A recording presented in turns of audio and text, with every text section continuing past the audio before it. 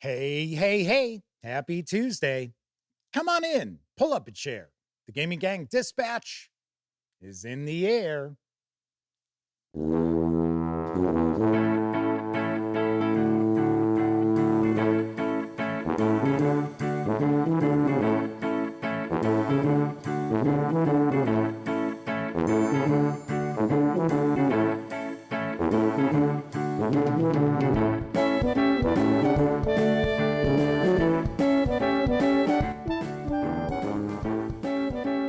Howdy, gang, and welcome once again to the Duct Tape Studios. I'm Jeff McAleer, your host here at the Gaming Gang Dispatch. So welcome aboard, everybody. Tonight is Tuesday, May 27th, 2025. This is live stream 1194. If you're not overly familiar with the show, let me point out, super casual around here.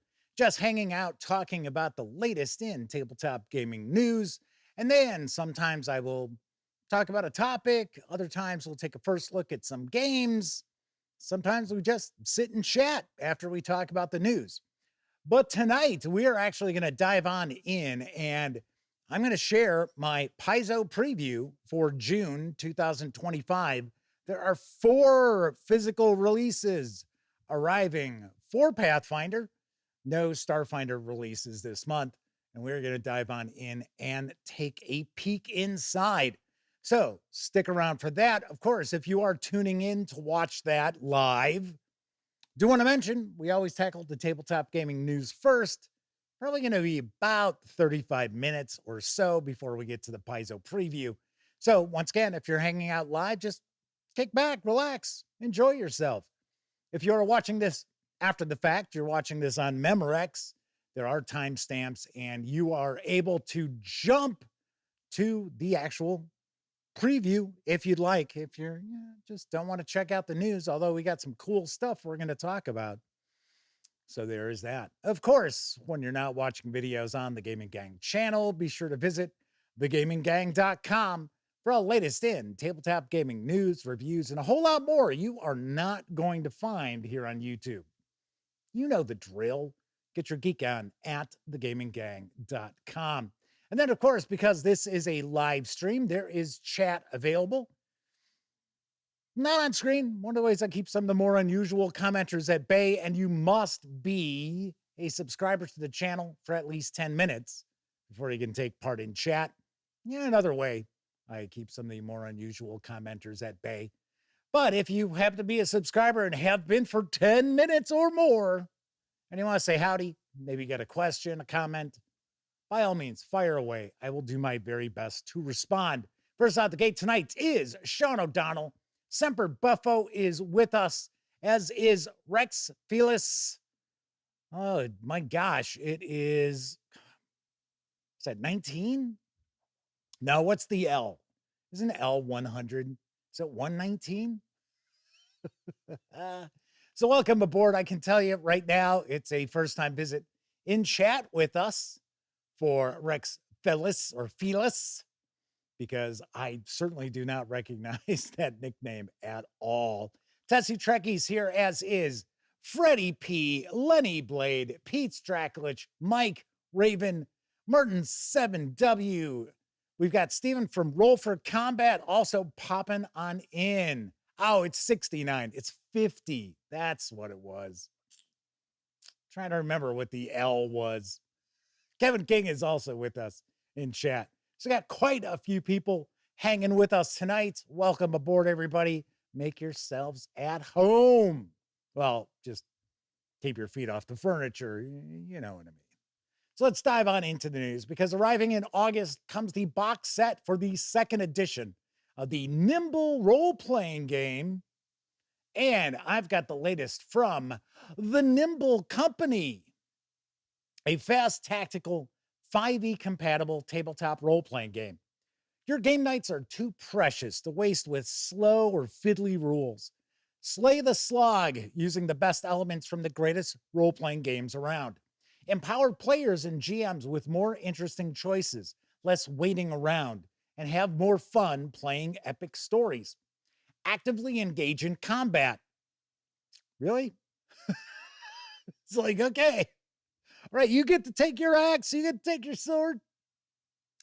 Forget being a passive observer at the mercy of the dice. Heroes get a say over when they take damage with the new reaction, defend. Encourage teamwork and tactical positioning with the new reaction, interpose. Defend. You'll give up an action on your next turn to reduce the damage from an incoming attack. And with interpose, you protect your allies by placing yourself between them and danger when they're attacked. Get right into combat with improved initiative rules that get players immediately into combat in a way that serves the story without breaking up the flow. Keep role-playing and the story flowing through combat with the new assess action. Uncover enemy plans, spot hidden weaknesses, gather information to claim the tactical edge over your foes. Resting rules that respect the story.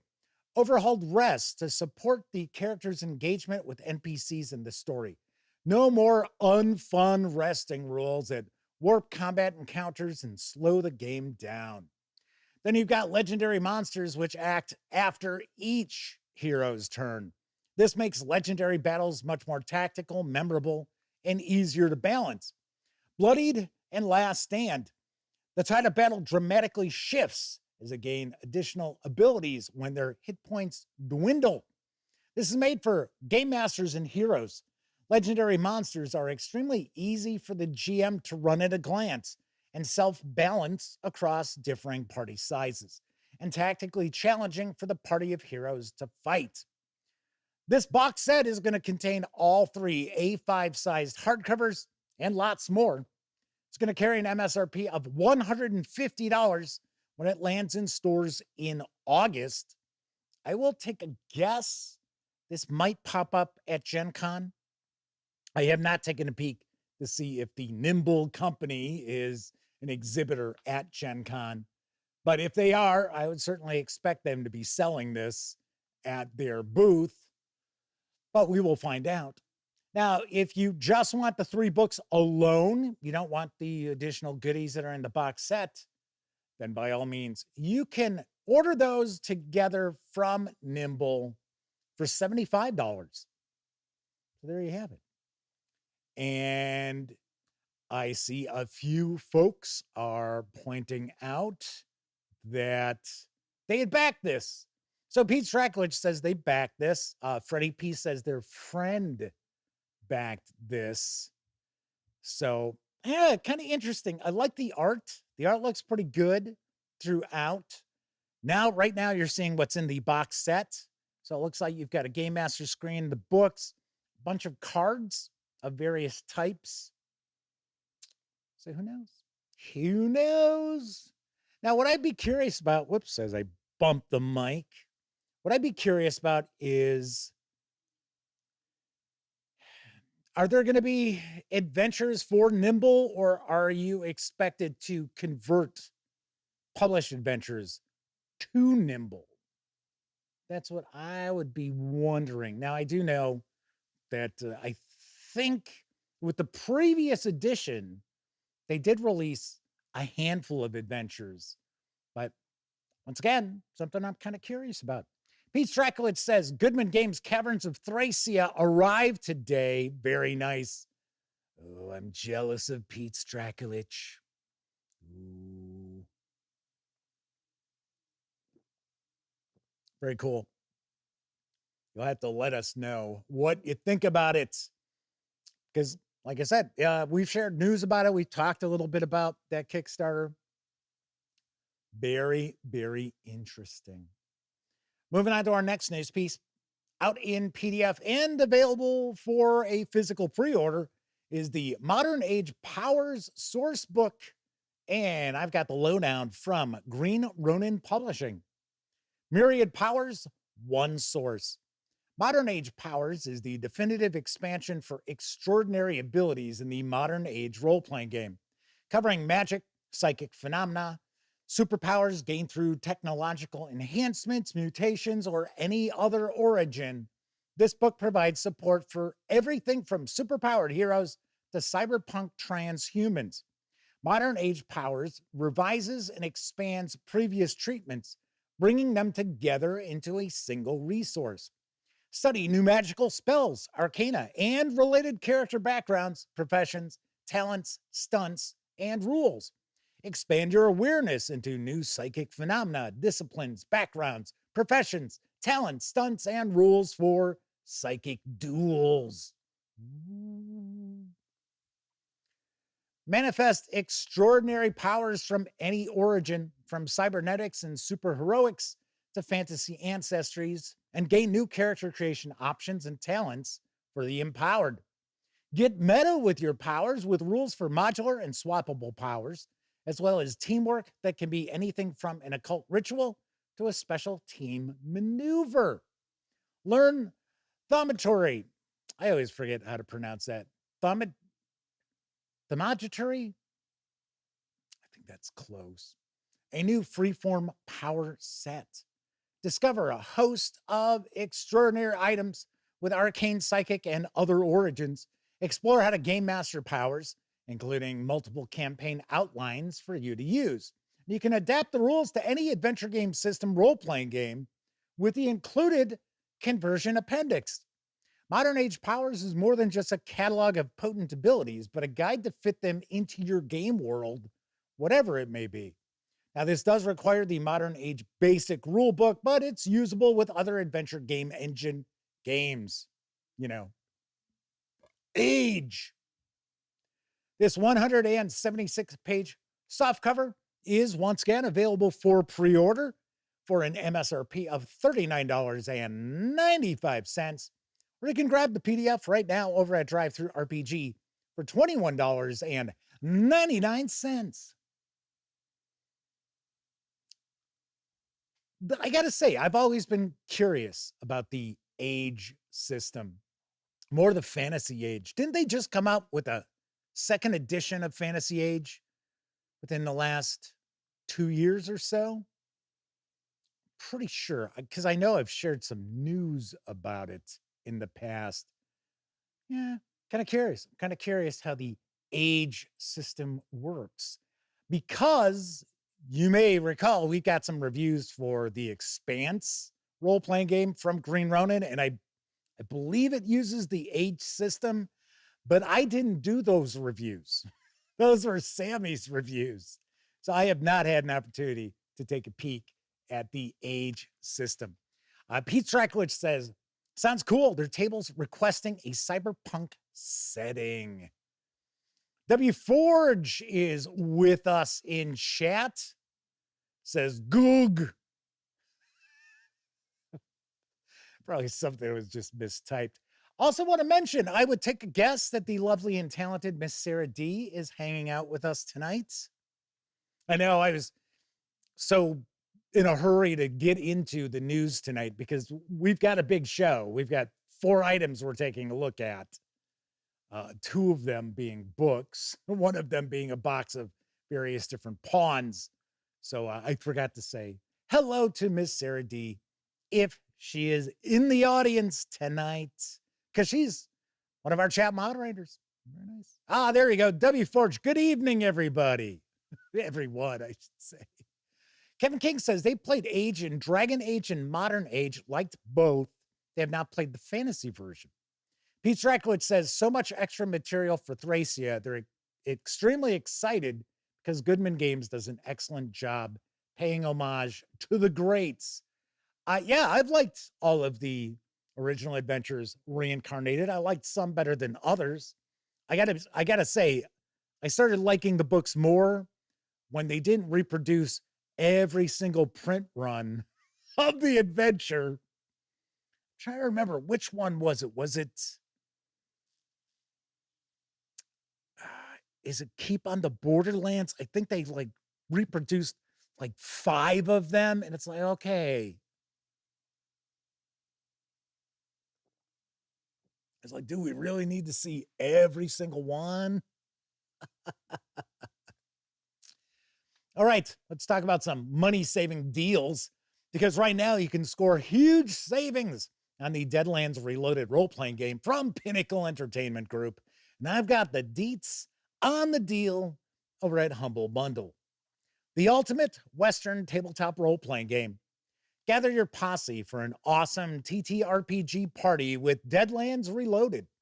Roleplay as a squinty-eyed gunfighter or card-chucking hex slinger in this alternate history fantasy-based retelling of the American West before the end of the 19th century. This Deadlands Reloaded mega bundle offers countless hours of action-packed adventures, expansions, and more, like Deadlands Reloaded: The Flood and Deadlands Reloaded: Stone in a Hard Place. Pay what you want and help support the American Cancer Society with your purchase. You can jump aboard for as little as $5, which will not actually get you the core rules.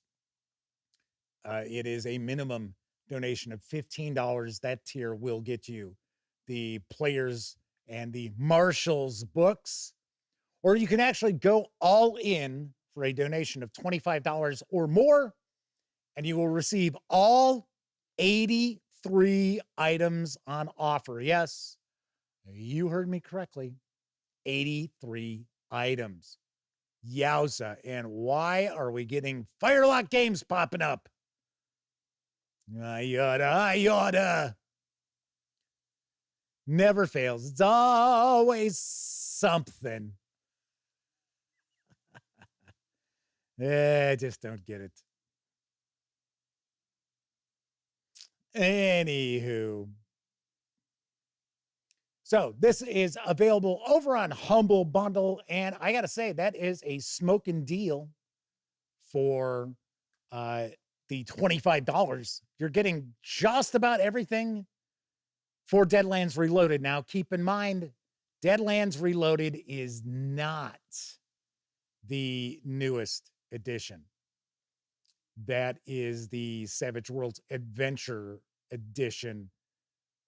That is not this one. This is the previous edition of Deadlands. But I gotta be honest, I don't think there's massive changes, because I always thought Savage Worlds is essentially what Deadlands became anyway. But man, they're talking about there's hours of adventure. No, there's months, possibly years of adventure, because you're getting, to my knowledge, a vast amount, if not all, of the major meta plot adventures in this for $25. Kevin King says they had a marathon game of Deadlands this past weekend, ran for about 24 hours total. So they think they've had their fill for a while. Kevin R. Smith and We Love Tabletop Role-Playing Games are both with us tonight. Welcome. Let's talk about another money-saving deal, because Ghostfire Gaming has teamed with Bundle of Holding to offer a deal on the Grim Hollow setting for Dungeons & Dragons. And here's what I know. Adventure!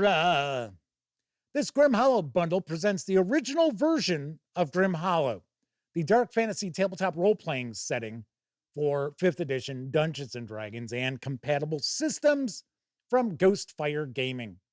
Grim Hollow details a setting of Etheris, a godless, unforgiving, war-torn world filled with curses, plagues, and ghoulish creatures. A world that desperately needs heroes who fight for every small victory. Rich in lore and deeply imagined, Etheris supports grimdark sword and sorcery adventures filled with terror, dread, and revulsion. In the etheric war to control Etheris, the deities of its pantheon destroyed each other. Now this forsaken world faces many threats. Vicious creatures hunt humans. Sinister forces twist mortals to their whims, leaving them forever changed. Whole regions of Etheris are shrouded in darkness, supernatural and otherwise. The sinister shroud over the land of Astoya is magical. In the forests of the Chernolt Kingdom, spirits have blanketed the land in dense mist. The weeping pox is widespread. Innocent people have adapted to a hostile environment. Superstition and prejudice run deep, and many people despise spellcasters. Why might that be?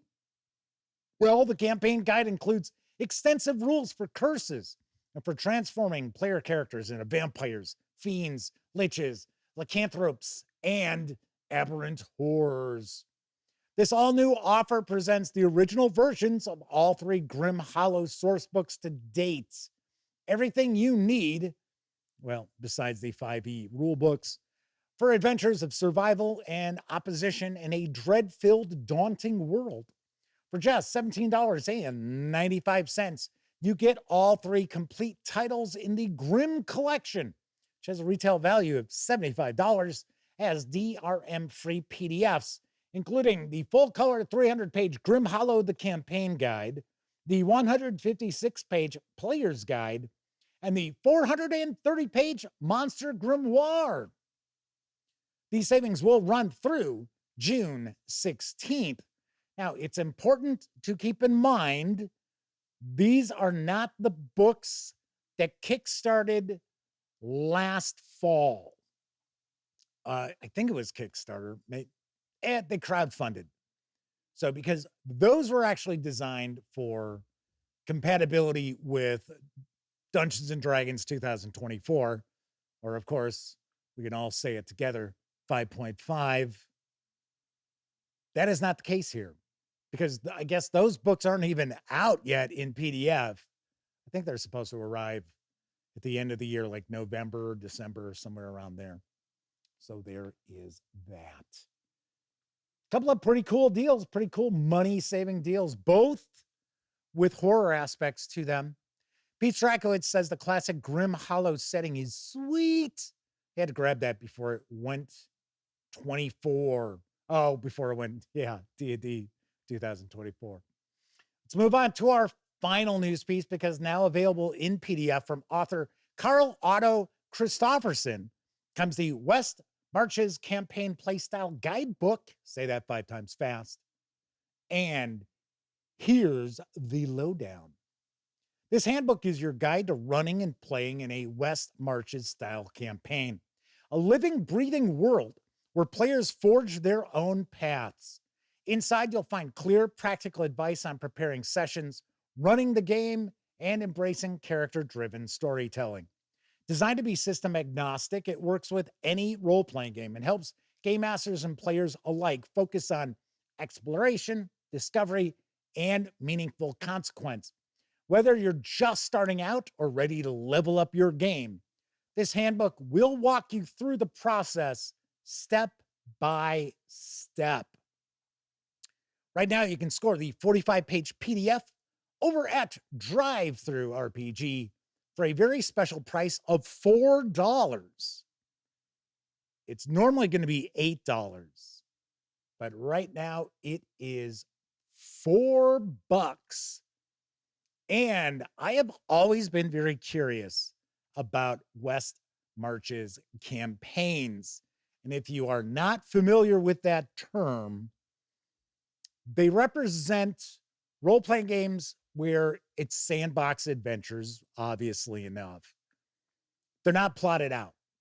So you might have, say, a hex map, and you've got various different things in your hexes that you've already planned for, and the players drive the action, which should usually be the case. Even with a plotted adventure, it should be the players driving the action, not the game master driving the players.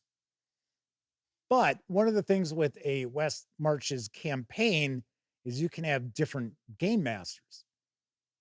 So you can have various game masters running their own groups in the same campaign world, or you can have game masters who rotate in your own group. So it's like, oh, it's this week or this month, Bob's going to be running the campaign, and then next session, it's going to be Joe running, whatever. Kind of wild, but you do normally need to have a good number of people to pull it off. So that's important to keep in mind too. If you're going with a true West Marches campaign. Something else I want to mention, the author, Mr. Kristoffersen, gave me a PDF of the West Marches campaign. Now I got to remember the name of it off the top of my head. Play style guidebook. I was trying to remember what's the other word? I know guidebook's the last one, but it's a PDF and it's not available in print. And of course, I don't do reviews for PDFs. Sammy normally does, but this isn't really Sammy's forte. So if you are curious about this, I do know that, oh gosh, now I'm zoning out on the channel. Is it Dragons in Dyslexia or is it Dungeons in Dyslexia? And the host name's Adrian. I think it's, see, I'm gonna go, I think it's Dragons in Dyslexia, and it's gonna be like, no, it's Dungeons. Anyway, he just released a review of it today because it just came out, I think it came out about a week ago. And the author reached out to me and asked if I'd be, willing to share some news. And I was like, yeah, sure, of course. It looks good.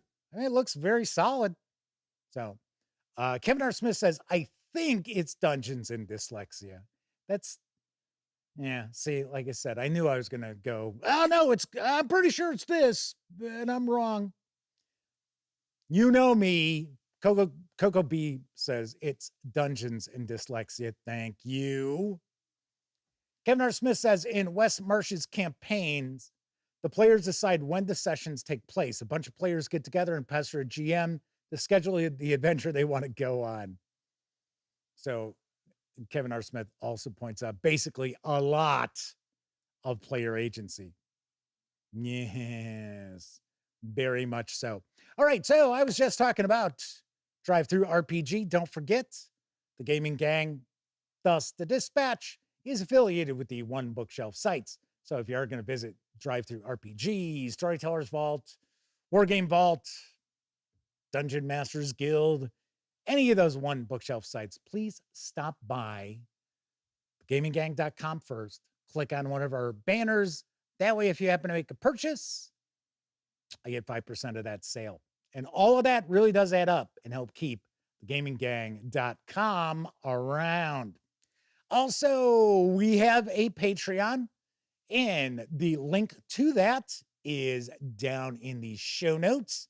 And on every one of our live streams, I give a shout out to all of our supporters at a $10 or higher level. So big thank you to Tessie Trekkie, Dan Webb, Tier 2 DM, GameCat, and Pete's Draculich, with special tips of the cap to our $25 level supporters of the Madman and Agile Monk. So thank you very, very much. It is much appreciated. And of course, also want to mention, if you want to hang with the gang, we do have a Discord server. There is an invite link also down there in the show notes. So Freddie P says it was a really good review. Nice. Very cool. I watched most of it. I did not watch all of it, but I did watch most of the review. And yeah, you're right. Like I said, pretty interesting. And I know some people, they hear about the West Marches campaign style and they're interested, but they're kind of scared off by it. This guidebook will certainly kind of set things straight as far as that sort of campaign. All right, so that is it for the news this evening. Of course, we are going to dive on into our Paizo preview for June 2025 in just a few moments. But first, I think it's time for a brief intermission. And now, before the next show starts, let's enjoy an intermission. You'll find our snack bar chock full of good things to eat and drink. Tasty, tempting hot dogs, thirst-quenching soft drinks, fresh, crunchy popcorn. A complete assortment of delicious candy and a full line of cigarettes. You've plenty of time, so visit the snack bar now. A tasty treat will double your enjoyment of the show. For your convenience, we shall keep you informed of the remaining intermission time.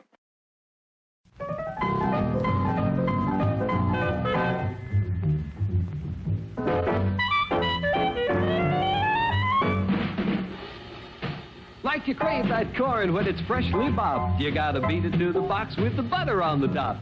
Get with it, man. Start strolling down to the sweets that you're rolling, the best in town. Our candy's real gone, if I'm understood. To all you squares, that means the confection is positively delicious. Cork that stuff. Give me 5. Let me send you into this nutty jive.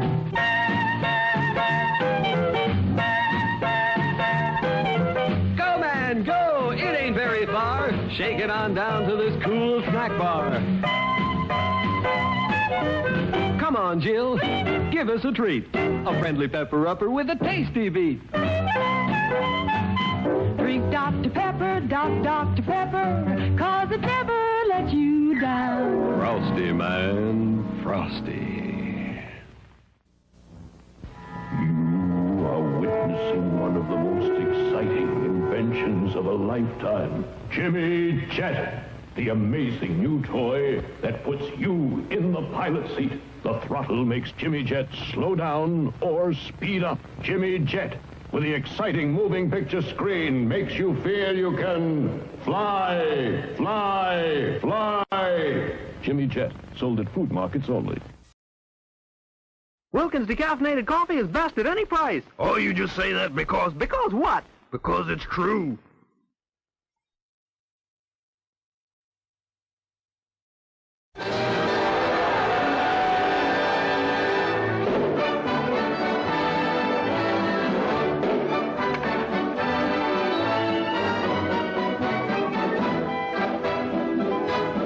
Hey, sister, you a baseball writer, too? Sure, you want to make something of it? Do they let you in the Yankee dressing room? No, and I don't let the Yankees in mine either. It's the fabulous story of a fabulous guy. His boyhood adventures as a kid from the wrong side of the tracks. These might come in handy. I'll take this. It's a long walk to St. Mary's. By the way, George, you better take that cigarette out of your pocket. Yes, it's the babe's own story. His hits and his errors. His triumphs that made him the king of New York. His escapades, lusty and hilarious. His times, America's gayest era. Each night and day I pray the Lord up above, please send me down somebody to love. Special delivery, Miss Claire. Oh, thanks.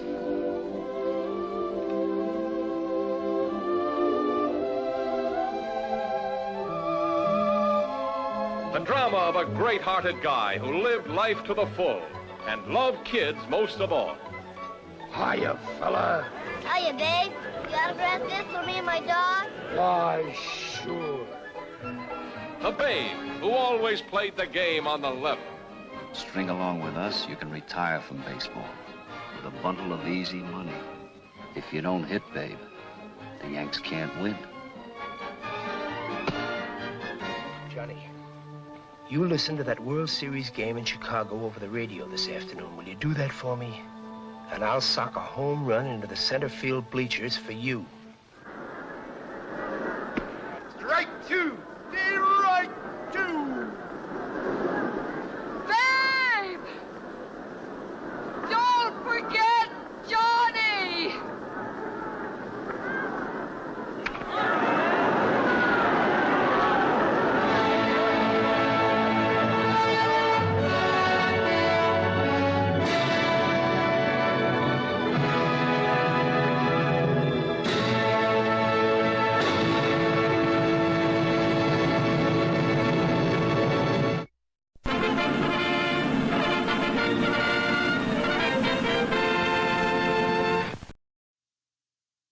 Don't forget about Johnny. Some of you might be wondering, geez, Jeff, why did you put a trailer for a regular film in the brief intermission? Well, Got to be honest. And yes, I do see some folks in chatter saying what a great movie this is. This movie is awful.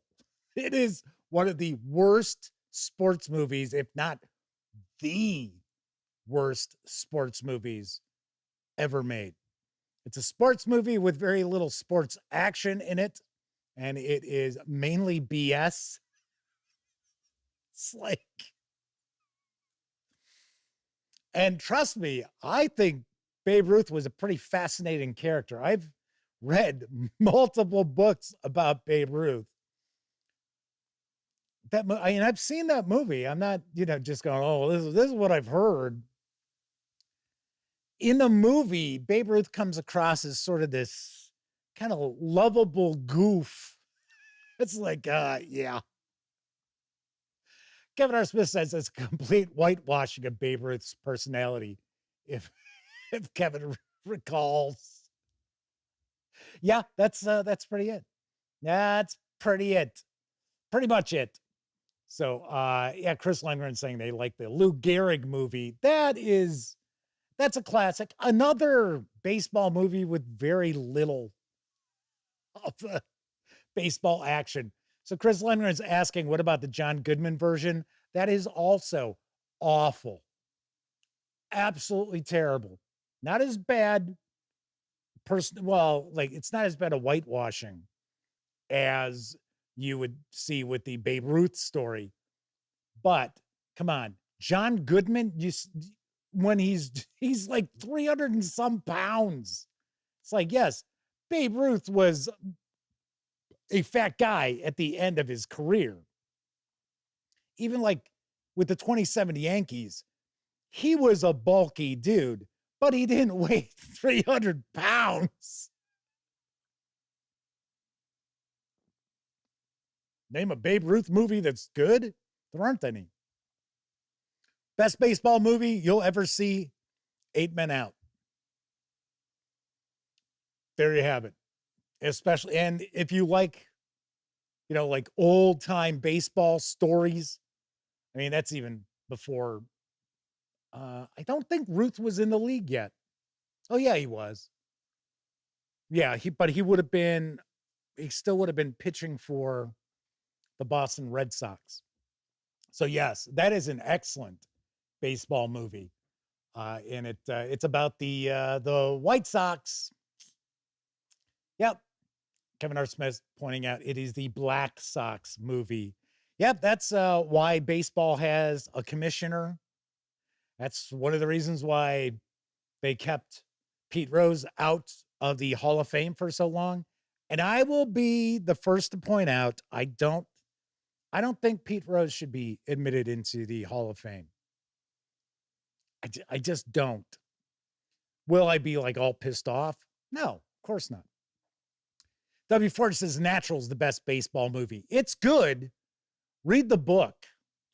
The book and the film are completely different because Roy Hobbs in the book is kind of a prick. No joke. He's not. Pete Stryklitz says Major League. Major League's good. Yep. Kevin R. Smith pointing out the Cincinnati Reds were the team, the White Sox, through the series too. And that was back when they played up to 9 games in a World Series. And of course, the White Sox were huge favorites. So that's why the gamblers worked with a couple of White Sox players who were, kind of the lead for throwing this series. But yeah, if you have not seen 8 Men Out, I recommend it. Give it a watch. I think you will enjoy it. Agile Monk is with us in chat. All righty. So tonight we are going to be diving on in for the Paizo preview for June 2025. Everything we're going to take a look at tonight is arriving in stores on June 4th. We got 4 titles we're going to be taking a peek at. And let's start off with the Pathfinder Flip-Mat Remote Villas.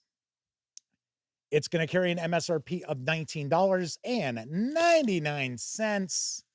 You'll be able to grab the PDF for $9.99. So, of course, we are going to find a dual-sided flip mat here. What do we got on the first side? So it looks like this is a winter setting here. So that looks like that is an outside area here. Some fireplaces, looks like a dining hall. We've got a maze. That's kind of interesting. And then we've got some bedrooms. Then the kitchen down here. And this is 3 panels by 3 panels. Of course, this is treated so you can utilize all sorts of markers with it. So if you're actually using a regular marker, like a permanent marker, all you have to do is, as I have that upside down, all you've got to do is write over it with a dry or wet erase marker, and you'll be able to get rid of the permanent marker. So this is another villa. Looks like this is mainly towers.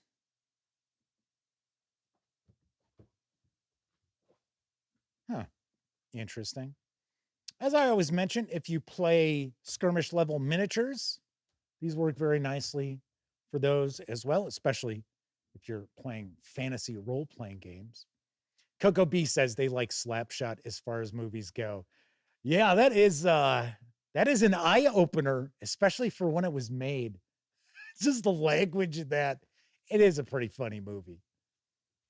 I will give Coco B points on that one. So, all right, next up, we're going to take a look at Pathfinder Shades of Blood to Blot Out the Sun. This is the conclusion to the Shades of Blood adventure path. I have my review of the Broken Palace. It's shot. I just haven't shared it yet.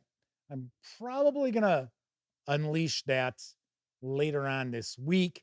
I will, of course, have that review out prior to these releases coming out in June. So Ellen Rowe is with us in chat. Welcome aboard. Sean O'Donnell asks, I wonder if any of those flip mats get used in any of these society adventures. You know what? Funny enough, I actually get the society adventures in PDF. I never look at them. Weirdly enough, I just don't take a peek.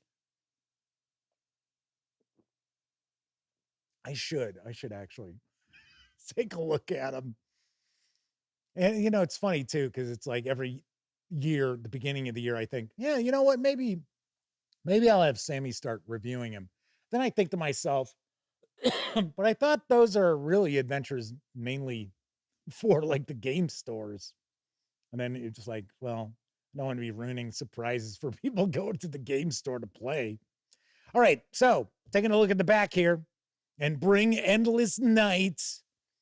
On the trail of Niska, the vampire who orchestrated the plan to shroud the sun in shadow, the PCs must ascend the tower from within, fighting past deadly guardians and strange Aslanti magic and machinery to reach the tower's top, where Niska races to repair their device and blot out the sun. Shades of Blood adventure path wraps up with To Blot Out the Sun, a complete adventure for 7th to 10th level characters. This adventure path did kick off with first level adventuring. So this is going to take your players from 1st through 10th. First thing we're going to do is let's take a peek at the credits page. Quite a few people worked very hard to bring this to life. A lot of artists as well. And this is written by Jessica Catalan. Yeah, it's all written by her. Wow, that's unusual, because usually we'll have like the adventure toolbox, things like that. We'll have other authors outside of the adventure author. But in this case here, very cool. Very nice. All right. So keep in mind, this is an adventure. So I am warning you up front. If you are a player and your game master has been running this, you're going to see some spoilers. Even though this is the first time I've peeked inside this, we are going to see some spoilers as I'm paging on through. Should also mention our friends over at Paizo Inc. were kind enough to provide us with all of these items for review. But keep in mind, neither I nor anyone else affiliated with the gaming gang has received any other sort of compensation for me to share this coverage with you. It's important you know that. So what's going on here, you already heard a little bit from the back. There's this vampire who is trying to essentially blot out the sun, not all across Galarian, but just a certain portion of it, because they're trying to find their long lost love. And of course, they're a vampire. They have to travel in sunlight to get off of the island that they've been trapped on, which is a prison. So the second chapter of this is more of like a kind of like a mega dungeon. So anyway, William Helizai says there are two. Really? Okay. They can't enjoy a female role-playing game author? All right. If you say so. So we've got our first chapter here, determined to stop Niska Iroko, this is the vampire, from perfecting their shadow beacon and blanketing the skies in eternal darkness. The player characters venture deeper into the ancient Aslanti prison complex of Ingokul. As they get further into the prison complex, they encounter more sophisticated pieces of Aslanti magitech. So the Aslanti are supposed to be Atlanteans. So William says they're Archie Bunker. Matthias with us says, maybe sarcasm? I hope. So as I had mentioned, this is kind of more along the lines of a mega dungeon. Now, in the first chapter, there is a town that the players can rest and reload and reacquire, supplies and stuff like that. But the vast majority of the adventure does take place in this prison complex. We're going to see where chapter 2 started. There we go. Tangled Shadows. As the player characters push deeper into Niska's territory, they enter the lower levels of the Ibn Tower. In the distant past, this portion of Ingokul housed the prison's central administration and was a place where the top wardens and administrators could meet with dignitaries and show off the magnificent features of this high security prison. The architecture was grand and ornate, and the rooms were large and lavishly decorated, all aimed at impressing important outside visitors. Today, many of those rooms are still intact, though they have long since fallen into disrepair or been repurposed.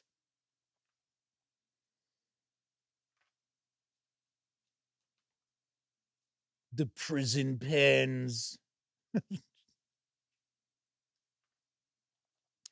So one thing that I thought was a little odd, but this is kind of the thing with Pathfinder and Starfinder adventures. Regardless of the level that they're designed for, they tend to be pretty epic. So even like a first level adventure doesn't necessarily feel like it's a first level adventure. So, and I don't know, I think in some ways it kind of cheats the players out of feeling like, oh, well, these are brand new, adventures. They're just getting their feet wet. So as an example, even in the first chapter, the player characters are encountering vampires. Now, they're not going to actually go head to head with the vampire, but still sort of like, well, so right now they're about second, third level. Okay. That's kind of along the lines of some, what was it? the Tyranny of Dragons with Dungeons and Dragons, where the player characters are first level and they're already like encountering, if I remember right, I think it was a blue dragon, even though there was absolutely no way for them to defeat it. And it was kind of like, I don't know. I tend to run my fantasy role-playing games where dragons are a big deal. It's not like, oh, look, another dragon. Oh, okay. So here we've got the finale, Darkening Dawn. During the height of Ngokul's operations, the Ebon Tower served as a place for... Oh, yeah, okay. I was going to say, wait a second. This reads like the beginning of the second chapter. I was like, it is chapter 3, right? It is. Served as a place for higher-ups to conduct their business and keep watch over the prison yard. In addition, the tower served as a magical failsafe thanks to a unique Magitech device at the tower's pinnacle called the Quietus Beam. In the event of a riot or other disturbance, the warden could activate the Quietus Beam, which transmitted a psychic signal that calmed, pacified, or incapacitated whole swaths of targeted prisoners. During its operation, the Quietus Beam siphoned energy directly from the dimension of dreams, a flowing dimension created and sustained by the collective dreams of sleeping mortals. So they are going to travel to this tower, it looks like.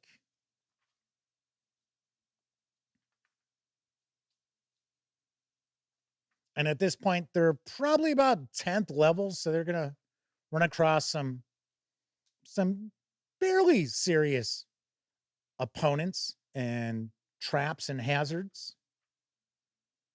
Very cool. So we've got some information if you want to continue the campaign. And then we have information about a new deity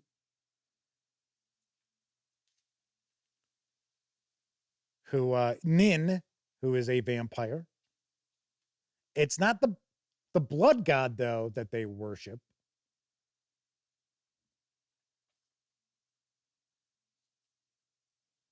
All right, so we get into our adventure toolbox. So we've got some more Aslanti wonders. We've got some of those relics and such. In earlier chapters, we've got a bestiary, clockwork sentry, Strigoi vampire, which is the type of vampire that the big bad is. The Velstruck, another undead. And there is our big bad. All right. So it tells us what's happening next month. So we got a brand new adventure path that's going to kick off. So that is Pathfinder Shades of Blood to Blot Out the Sun. This is going to carry an MSRP of $29.99. If you want to grab just the PDF, you'll be able to do that for $19.99. So Alan Rose asking, who's going to UK Games Expo? Yes, I have actually been getting some news pieces from some publishers who are exhibiting there. So pretty cool. Sharon O'Donnell says their favorite thing about Pathfinder 2nd Edition Adventures is how easy it is to rebalance encounters. So the Madman says, hey, gang, their mom called as soon as the show started. They've been watching all of you in chat. I think that's the sort of laugh the Madman's trying to get across. All right. Next up, we've got Pathfinder Lost Omens, Shining Kingdoms. This is going to carry an MSRP of $59.99. You'll be able to get the PDF for $29.99. Courts and Campaigns. The nations at the heart of Evistan were once bastions of chivalry, faith, and history. Now their most iconic god is dead. The empires are crumbling, and the knights are often bigger monsters than the dragons they once fought. The drums of war thunder like cavalry on the horizon.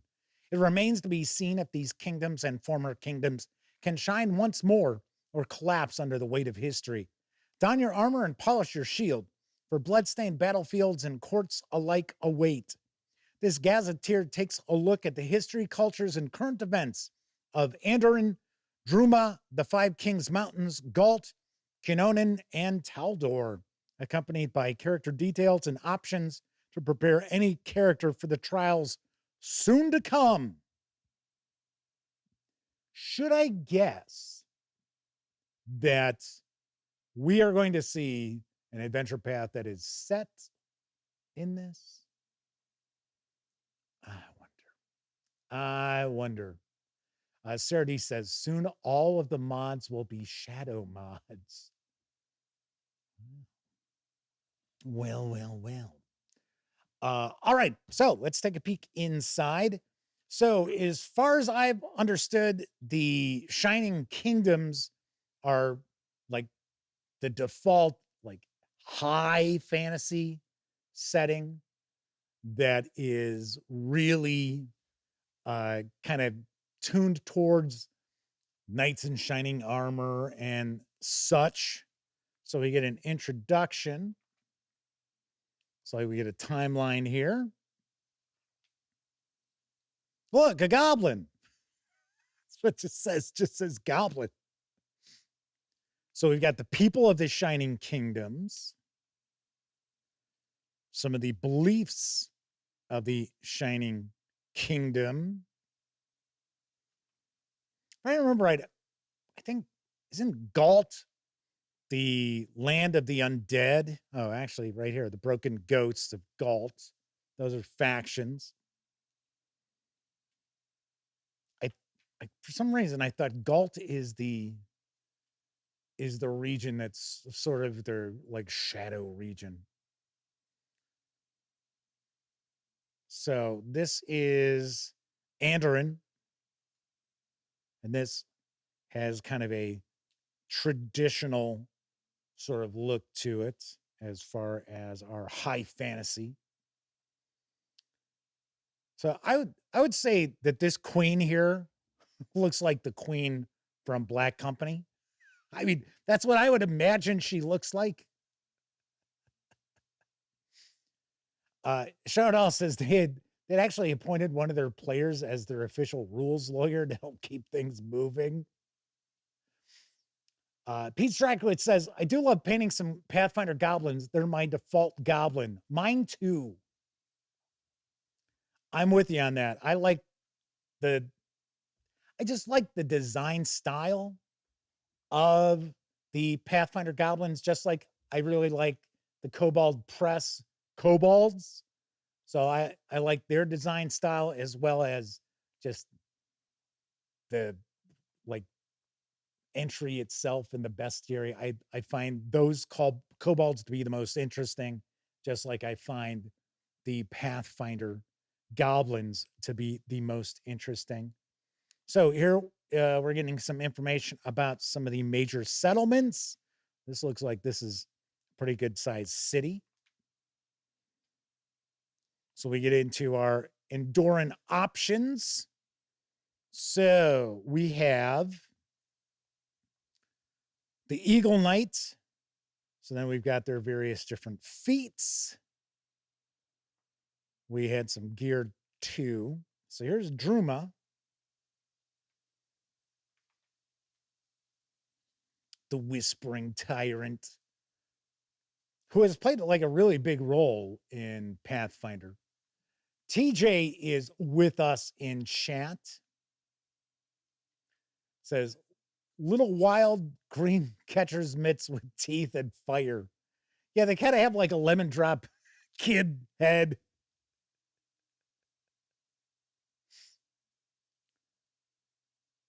So Sean says there was a hilarious series of Facebook posts where a fellow with his stuffed Gobbo reported from Gen Con. The Gobbo is named Morgark. Kind of like Triumph, the insult dog. All right, so we've got the City of Curse.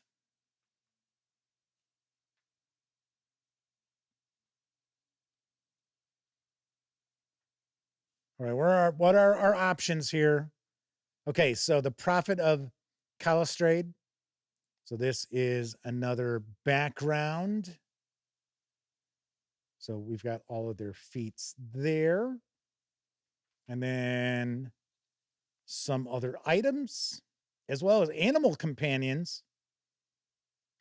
It's like we've got a couple of new animal companions. I thought Droom is kind of like a desert region, like a desert land. Five Kings Mountains.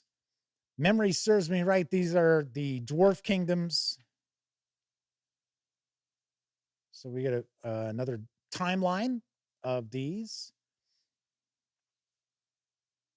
There was an adventure that took place, an adventure path, I should say, that took place in the Five Kings Mountains for Pathfinder 2nd Edition. I'm trying to remember the title of it. It was something along the lines of Sky King's Tomb. It was a 3-parter. All right. So, discussion of some of the factions. So here are our options. We do not have, oh yeah, we do, a stalwart. Okay, so where's the information about the stalwart?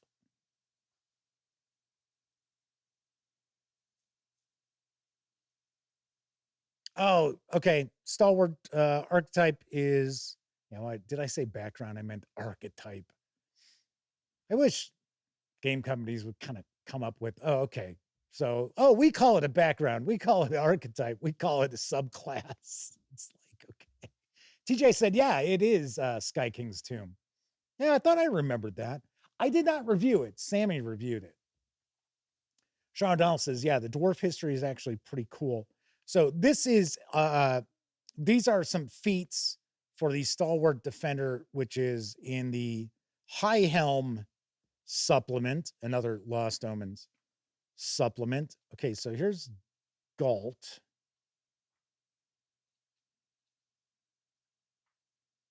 The Gray Death. That looks kind of cool. I don't know how well you can see the artwork here. Look, it's Batman. Oh, no, I'm sorry. It's the Red Raven. Jeez. Okay. I don't know. That looks kind of interesting. It's the Gray Mouser. Okay, so another city.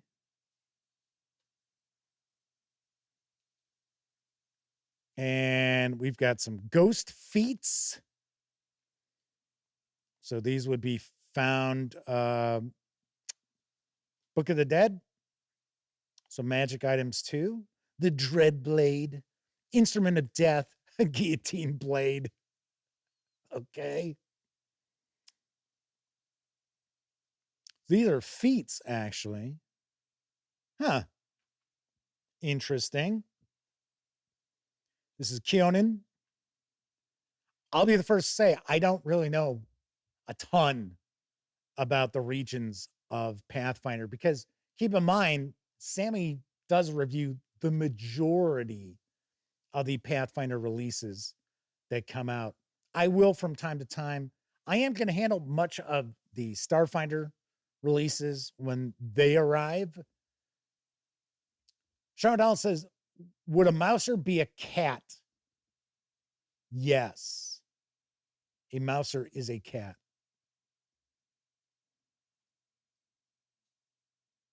All right, so this is The Beautiful Dead. Maybe this is like an elven area. I think it is. That's some cool. I like that art. That's kind of cool. The Wilder Heart. You're a defender of nature, called to protect the world from the corrupting influence of demons. You might use a bow in the vein of your organization's patron deity. Not even going to try to pronounce that. Wield a sword in the style of valiant knights, or harness the primal magic of nature itself against your foes. So we also get some spells. More ancestry feats there. We've got Taldor.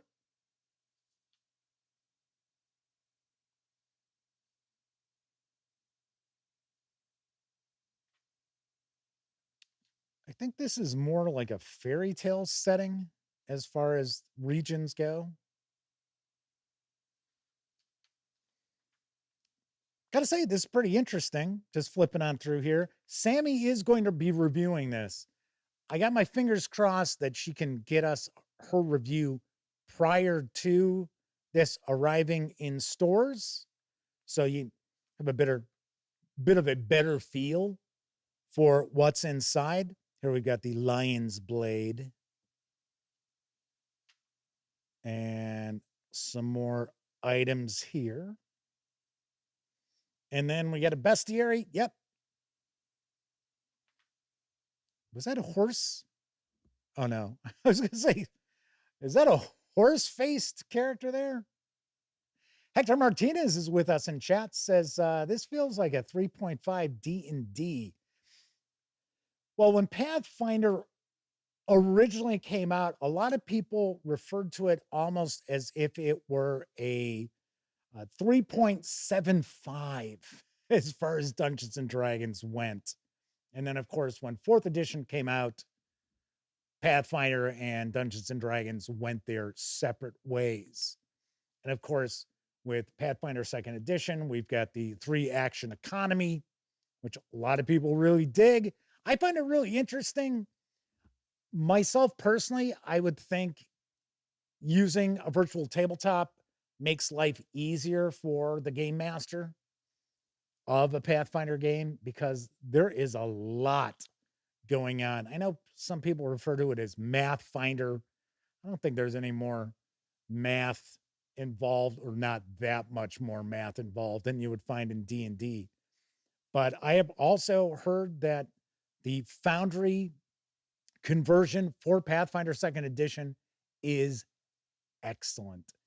And you can get the VTT modules for the adventures and the supplements as they come out. So Paizo Inc. is really, really well tied in with virtual tabletops. All right, so just kind of taking a peek at some of the entries here for the bestiary. And then it looks like we're going to wrap up with a glossary and our index. So this came out to 192 pages, including our ad. That is a peek inside Pathfinder Lost Kingdoms, I should say Lost Omens, Shining Kingdoms. And as I had pointed out before, Sammy will have a review of this in the very near future. Final item that is arriving is the NPC Core Pawn Box. I always like these pawns. Now, this is going to carry an MSRP of $64.99. You'll be able to get the PDF for $9.99, because, of course, you have to print them out for yourself. So, all right, let's see. Ah, yes. More stands. Very nice. And let's take a peek. Let's see how many of these we've got. Looks like at least a dozen. Okay, so these are dual-sided, but they're not front and back. So the front is the same as the back. The one thing that always kind of catches my eye when I'm looking at the pawns, I'm never a fan of stuff getting cut off. I get it. They got to fit into a certain size. I understand that. But you know, on occasion, you'll see where it's like, wow, it's quite a bit been cut off there. So this is our first one. And of course, we've got a bunch of small ones here. And obviously enough, you can utilize these as player characters too. So we've got more of these. These are all essentially medium. I don't think we're going to have a ton of really large. So that's what, 3? Yep, there's 3. Here's our 4th. And our 5th. So now we'll see more dupes. So here it's an infantry soldier. So we get 3 of those. We've got the knight, martial student, and then there's a lot of individual here, which is very cool.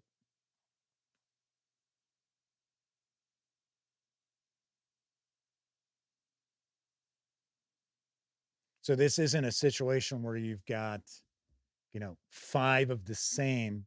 Looks like the most I've seen so far is 3. And we have the equestrian constable. So that's going to go on a large base. What's our count at? 6, 7? 7. Well, maybe more than a dozen here then. I didn't take a look to see what the count was on the back of the box. All right, so that's 8. This is 9. Now, here we've got some squadrons. So there are 4 of those. Bandit gang. Actually, there's 8 of those. City Guard squadron. So that was the 9th. Here's our 10th. Diluted mob. 9. Nice. Sean Dahl says it's super hard to find Leshy minis. So they're hoping there are some good ones. You know what? I didn't notice really. I think we've got like Leshy gangs. Because remember in the NPC core, we get some bestiary entries essentially, because that's what the core is. But we get gangs. I think we had some Leshy gangs. And sure enough, right there, Corn Leshy. Got a Hobgoblin battalion. Got line infantry. So actually have 7, 8 line infantry. That's the most that I've seen so far. Warren Rawlings is with us in chat. Welcome aboard. All right, here's our final. We've got a Phalanx formation, a Watchmage squadron. Nice. Okay, so what did we end up with? About 14? Okay, so this is 5.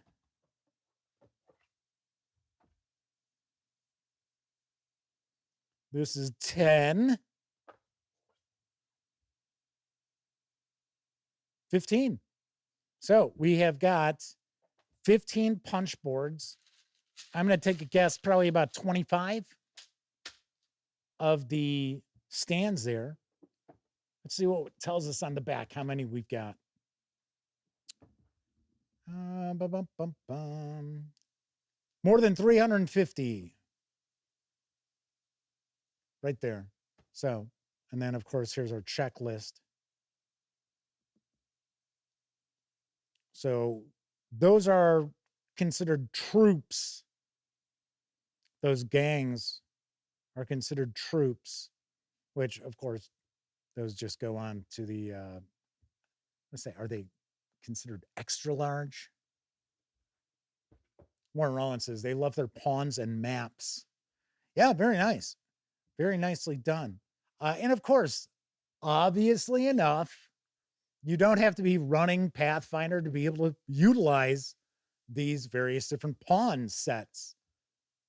Pretty simple, although, you just got to go with the design style, right? The character design, monster design, whatever, for Pathfinder 2nd edition. And it could be different than the game that you're running. But, once again, plenty of pawns. And they're right there at your fingertips. All right, so once again, the NPC core pawn box is also arriving June 4th, carrying an MSRP of $64.99. If you want to just grab the PDF, you'll be able to do so for only $9.99. So there you have a look at the 4 physical items which are arriving from Paizo Inc. on June 4th. So very cool. And once again, like I said, I do hope Sammy's review of Shining Kingdoms will be up by then. And I will have my review of the second chapter in Shades of Blood up prior to this arriving in stores, the finale here. Very cool. Very nice. And once again, big thank you to our friends over at Paizo Inc. for providing these review copies. As far as the rest of the week, got a lot cooking, got a lot going on, because tomorrow we're going to dive on in. We're going to take a first look at Age of Vikings from Chaosium Inc. Yes, this arrived over the weekend. We're going to be diving on in, taking a peek at this. And then on Thursday's show, we're going to look at the Sutra of Pale Leaves, Twin Suns Rising for Call of Cthulhu. This is a supplement set in the 1980s in Japan. Sweet.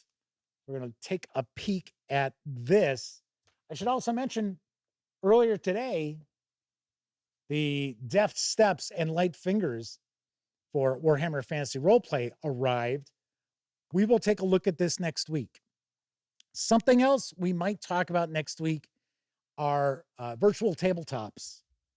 I'm thinking of doing an episode where we'll talk about virtual tabletops, and I would certainly welcome those of you in chat to toss in your thoughts about the VTTs that you happen to use, which ones you like, and so forth. So very nice.